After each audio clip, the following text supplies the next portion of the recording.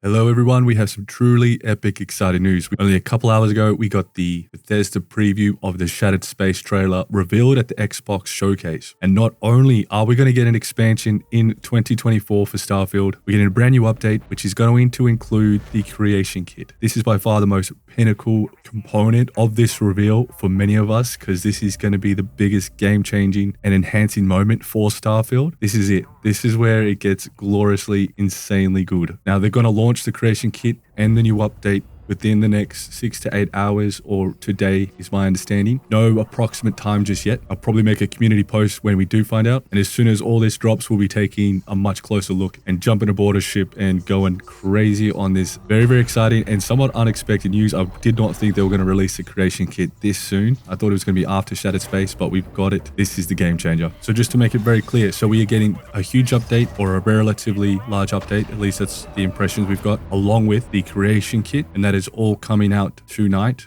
within the next 8 to 12 hours. That will be June the 9th or 10th, depending where you are in the world. There's a good chance by the time you watch this video, it has already been released. The details and specifics of this update, we don't know for sure. It could very well include the vehicle, but we'll talk about that in a moment. So looking at the trailer, what does that reveal? Well, it definitely confirms that we are going down the storyline of the Varun. It also adds in a much more darker, more, if not scarier, adultish element to the game. For me, at least, that's what it looks like. It's going to have new locations, new quests, new gear, new weapons, you name it, it's going to have it. Now with the creation kit coming out, I do think that we're going to get vehicles much sooner than we think, if not tonight, possibly. To me, that makes a really good marketing sense just to hit the ground running. Whether it's a mod or in the official Shattered Space, we are getting vehicles very soon. But you would think if the creation kit's coming out, it could be a paid mod. But pure speculation, we'll have to wait and see on that one. Now back to the trailer, it's running in the background. You can see we have some new creatures, biomes, areas, quests. There's going to be new faction quests, bounties, and probably a plethora of new base ships, which we've covered a lot on this channel. Not to mention they got this crazy, extremely large flying creature, which is epic. I've covered some of the really unusual and awesome creatures in Starfield, so I'm really happy to see this in it. The speculation for the DLC release is